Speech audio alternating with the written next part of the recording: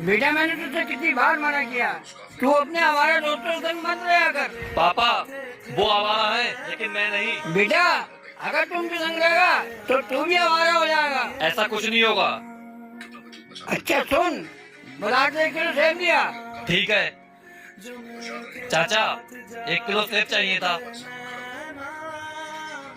ये लो पापा, मैं सेब ले आया। बेटा ये तो खराब है।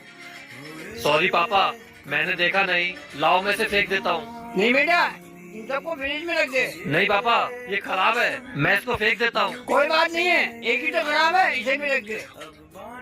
पापा आपको नहीं पता, अगर मैं इसको इनके साथ रख दूंगा तो ये भी सारे खराब हो जाएंगे। बेटा मैं तुझे यही समझाना चाहता हूँ, अगर तू अपने आवारा दोस्तों के संग में रहेगा तो तू भी आवारा हो जाएगा।